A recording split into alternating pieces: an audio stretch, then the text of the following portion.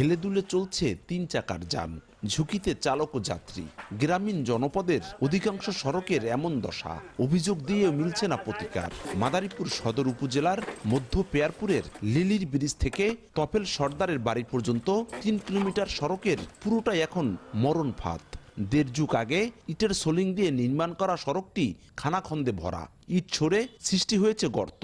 এতে বাড়ছে দুর্ঘটনার সংখ্যা। রোগী নিয়ে হাসপাতাল যাইতে পারি না, এই পোলাপান স্কুলে যায়, মনে করেন পাছার খায়, কোনো গাড়ি ঘোড়া যাওয়ার সিস্টেম নাই। জেলার 5টি উপজেলার 2036 কিলোমিটার কাঁচা ও 449 কিলোমিটার ইটের সড়কের একই চিত্র। একটু বৃষ্টিতেই কাদা হওয়ায় দুর্ভোগ বাড়ে চলাচলকারীদের। স্কুল কলেজের শিক্ষার্থীরা পড়েন বিড়ম্বনায়। আর কাঁচা রাস্তার সঙ্গে বিভিন্ন স্থানে যতটুকু ইটের সোলিং রয়েছে তাও সৃষ্টি হয়েছে খানাখন্দক। এদিকে 1608 কিলোমিটার পাকা সড়কের বিভিন্ন স্থানে পিচ ওঠায় এখন বেহাল দশা।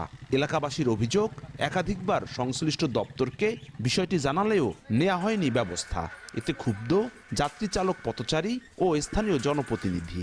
বিভিন্ন প্রকল্পে অন্তর্ভুক্ত করে ঝুঁকিপূর্ণ সড়কগুলো সংস্কারের আশ্বাস এলজিইডির। গ্রামীণ জনপদের ইটের সোলিং ও পাকা সড়ক নির্মাণের অধিকাংশ কাজ ঠিকাদারের মাধ্যমে বাস্তবায়ন করে স্থানীয় সরকার প্রকৌশল অধিদপ্তর এলজিইডি।